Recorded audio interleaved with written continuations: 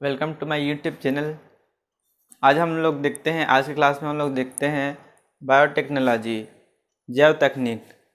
जैव तकनीक में हम लोग सबसे पहले उसका परिभाषा देखेंगे, फिर उसका इतिहास देखेंगे, हिस्ट्री, डेफिनेशन। उसके बाद हम लोग देखेंगे उत्तक संवर्धन, टिश्यू कल्चर। ये भी एक, इससे पहले मैं पढ़ाया था, क्या पढ़ाया था? ब्रीडिंग मेथड्स, पादप प्रजनन की विधियाँ। उसमें मैं उत्तक संवर्धन और आनुवांशिक अभियांत्रिकी, तो ये इसको उस पार्ट में भी पढ़ा जाता है और ये दोनों को मिला के एक अलग से ब्रांच साइंस का, विज्ञान का, जिसको बोलते हैं हम लोग बायोटेक्नोलॉजी, जैव तकनीक। उसके बाद है आनुवांशिक अभियांत्रिकी, जेनेटिक इंजीनियरिंग। उत्तक संवर्धन को क्या बोलते हैं? Tissue culture. तो चलिए परिभाषा से हम लोग शुरू करते हैं। तो चलो देखते हैं परिभाषा, डेफिनेशन। इस तरीके से स्ट्रक्चर के हिसाब से हम लोग समझेंगे तो ज़्यादा अच्छा रहेगा। देखते हैं, औद्योगिक क्रियाओं, उत्पादों और वातावरण। तीन चीज़ मैंने बोला, औद्योगिक क्रियाओं, उत्पादों और वातावरण। Industrial process, products and environment. इस पर प्रोसेस, प्रोडक्ट, इन्वायरमेंट, ये क्या है? इंडस्ट्रियल। तो इंडस्ट्रियल प्रोसेस, प्रोडक्ट और इन्वायरमेंट, औद्योगिक क्रियाओं, उत्पादों और वातावरण पर जैव रसायन, जीव विज्ञान, सूक्ष्म जैविकी, रासायनिक अभियांत्रिकी, इसका प्रयोग को कहते हैं जीव तकनीक। बायोकेमिस्ट्री,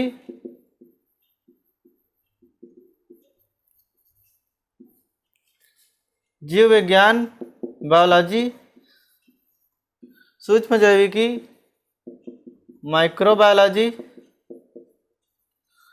और है chemical engineering, chemical engineering.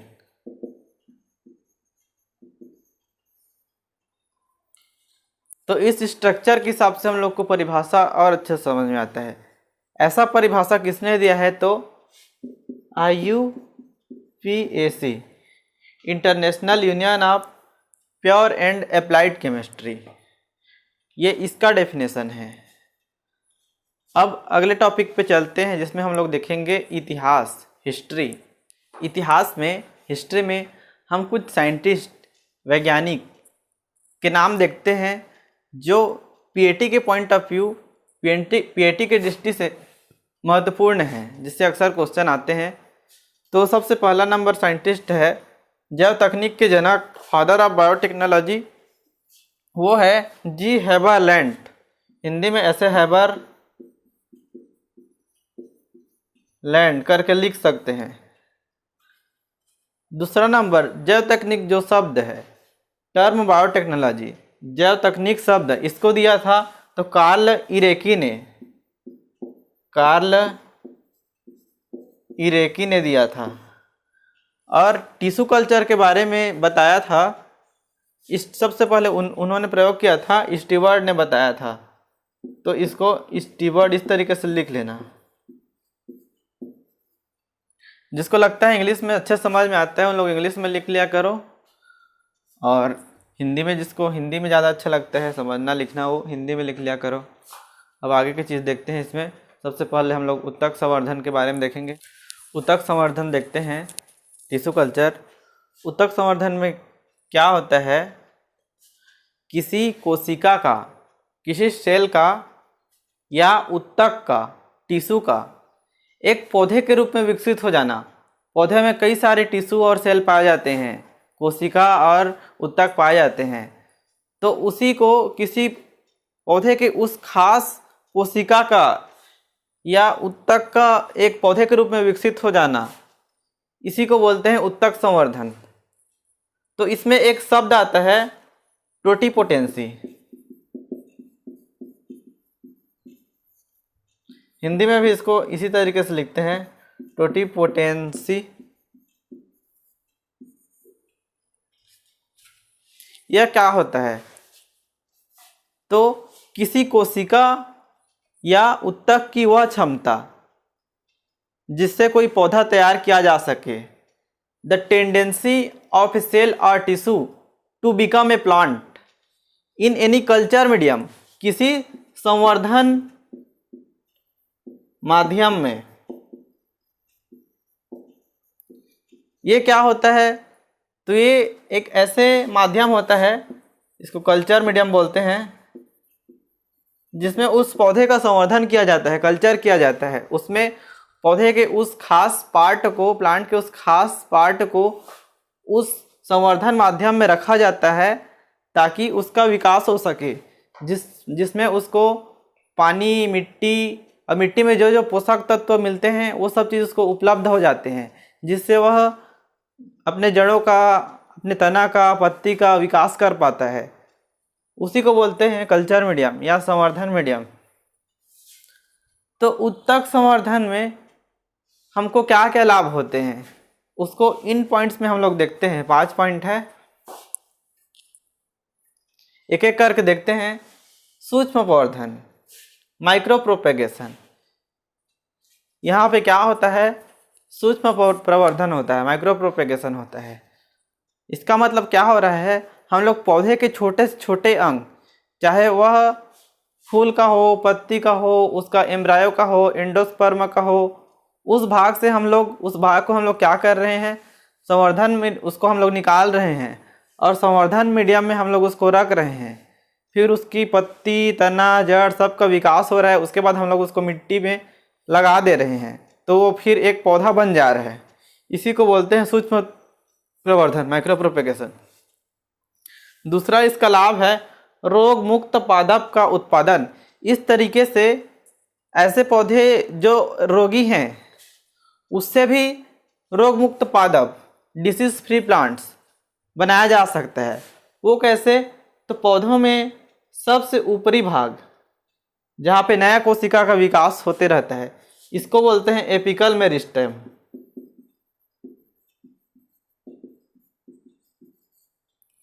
Apical meristem. तो यहाँ पे ना जो वायरस होता है ना वो नहीं आ पाता है जहाँ पे विकास होते रहता है वहाँ पर।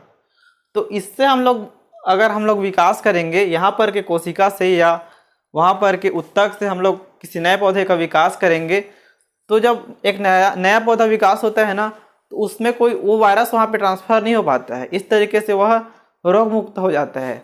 तो हम रोगी पौधे से भी रोग मुक्त पौधे का उत्पादन कर सकते हैं। तीसरा लाभ है अगुणित नरों का उत्पादन, एंड्रोजेनिक हैप्लॉइड्स। प्रकृति में बहुत कम ही पाए जाते हैं अगुणित नर, तो इस तरीके से हम लोग अगुणित नरों का भी उत्पादन कर सकते हैं। बहुत कम पाए जाते हैं। अगर उसका लैंगिक जनन हो, सेक्सुअल रिप्रोडक्शन हो, तो वो अगुणित नहीं रहते हैं, वो द्विगुणित हो जाते हैं। तो हम लोग को अगुणित से अगुणित चाहिए, तो उससे हम लोग डायरेक्ट उसका क्या माइक्रो प्रोपेगेशन करके बना लेंगे। इस तरीके से हम लोग, जैसे कि कई सारे ऐसे फल होते हैं जैसे कि केला हो गया, तो केला के बीज देखे होगे कितना छोटा छोटा होता है। उससे क्या बनाया जा सकता है? उससे क्या पौधा तैयार किया जा सकता है? नहीं किया जा सकता। हम लोग केले का पौधा उसके शकर या राइजोम से हम लोग प्रवर्धन करते हैं। तो वो भी जरूरी नहीं है कि केला जैसे होता है वैसे ही हो, लेकिन इस तरीके से हम लोग करते हैं ना, माइक्रो प्रोपेगेशन करते हैं। उसके जो उत्तक है या उसके कोशिका है उससे हम लोग अगर बनाते हैं पौधे, तो वो जैसे हम लोग का उसका जनक पौधा होता है ना वैसा ही संतान रहता है, उसमें ज़्यादा डिफरेंस नहीं रहता है, वो लगभग उसी समान ही होता है। तो इस तरीके से ऐसे पौधे जो बंध्य होते हैं, जैसे कि केला जिसका बीज बहुत बहुत छोटा है वो नहीं लगाया जा सकता, उससे भी हम लोग प्राप्त कर लिए उसके संतान, वो भी बहुत अच्छे तरीके से। चौथा नंबर है कायिक एक पूर्वजक विभिन्नता, सोमा क्लोनल वेरिएशन। कायिक एक पूर्वजक विभिन्नता किसको बोलते हैं? मैं इसको पिछले बार भी बता चुका हूँ। ये क्या होता है? किसी पौधे के शाकीय भाग से, जैसे कि आलू हो गया, अदरक हो गया, उससे पौधा तैयार करना। तो वही चीज़ इसमें हो रहा है उत्तक संवर्धन में। तो वही चीज़ को बता रहे हैं यहाँ पे कायिक एक पूर्वजक विभिन्नता हो सकता है करके।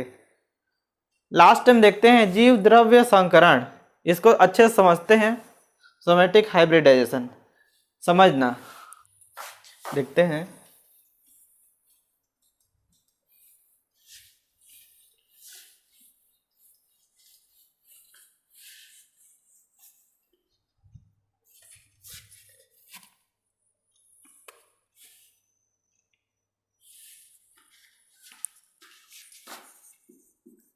सोमेटिक हाइब्रिडाइजेशन, जीव द्रव्य संकरण।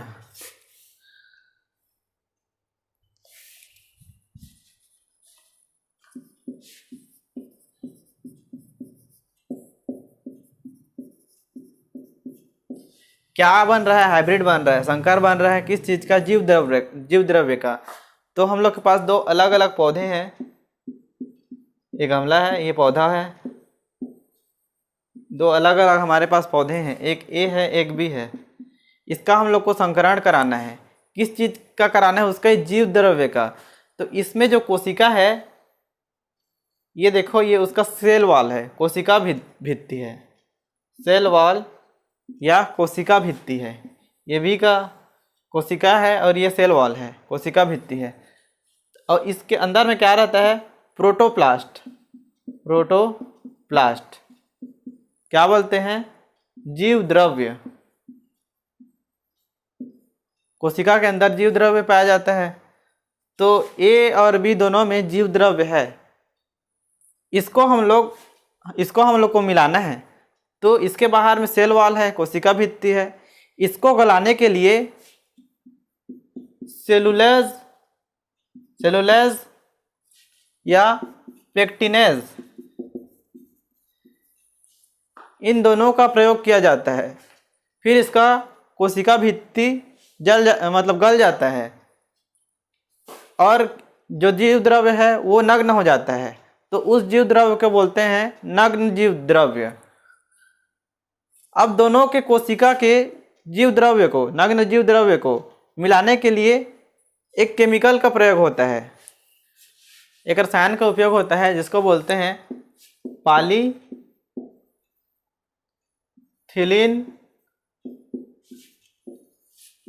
ग्लाइकोल। तो ये दोनों जीव द्रव्य, नग्न जीव द्रव्य हैं, वो मिल जाते हैं और एक गोलाकार संरचना बनाते हैं, जिसको बोला जाता है हेटेरो कैरियन। हिंदी में इस तरीके से लिखना है, हेटेरो, कोई अलग से शब्द नहीं है इसके लिए हिंदी में, कैरियन, हेटेरोकैरियन बन जाता है। अब दोनों जीव द्रव्य मिल गए। अब ये भी नग्न है, गोलाकार रूप में है। तो इसको जैसे ही हम लोग संवर्धन माध्यम में डालते हैं, कल्चर मीडिया में डालते हैं, तो इसमें कोशिका भित्ति अपने आप आ जाता है। कोशिका भित्ति बनने के बाद ये कैलस बनाने लगता है। कैलस, इसका मतलब होता है जो एक उत्तक या कोशिका होता है ना, वो मल्टीप्लाई होने लगता है, बहुगुणित होने लगता है, जिसमें जड़, पत्ती, तना, रूट, स्टेम, फ्लावर ये सब नहीं पाया जाता है। इस तरीके से बहुगुणित हुए वाले संरचना को बोलते हैं कैलस। ठीक है। अब इसको हम लोग जब एक दूसरे संवर्धन मीडिया में डालते हैं, संवर्धन माध्यम में डालते हैं, कल्चर मीडिया में डालते हैं, तब इसमें मूल का और उसके तना, पत्तियों का विकास होने लगता है। उसके बाद हम लोग उसको भूमि में जाके, मृदा में जाके लगा देते हैं। उसके बाद फिर वो पेड़ के रूप में विकसित हो जाता है, जिसमें ये दोनों गुण पाए जाते हैं। इस तरीके से क्या बनाया गया है अब तक? Pomato, po for potato, mato for tomato. तो आलू और टमाटर मिला के एक पौधा तैयार किया गया है, जिसका कंद होता है आलू, और उस पौधे में फूल से बनने के बाद टमाटर बनता है। वैसे आज तक इसमें ज़्यादा कुछ विकास नहीं हुआ है, लेकिन इसमें विकास होने के लिए बहुत कुछ बाकी है। ये जो पोमेटो बना है ना, आलू और टमाटर का मिश्रण, ये उतना सक्सेसफुल नहीं हुआ है अभी तक। बहुत ही इन्फीरियर क्वालिटी का, ख़राब क्वालिटी का बनता है। बस दिखाने के लिए है कि उसमें आलू हो रहा है, उसमें कोई क्वालिटी नहीं रहता, और टमाटर एक ही पौधे में हो रहा है करके उसमें कोई ख़ास स्वाद नहीं रहता, कोई इंटरेस्ट का नहीं रहता है। अब इसके बाद हम लोग देखेंगे जेनेटिक इंजीनियरिंग, अनुवांशिक अभियांत्रिकी, जेनेटिक इंजीनियरिंग। इसमें क्या होता है, किसी जीव के अनुवांशिक इकाई क्या होता है, डीएनए। इसमें पुनर्संयोजन करके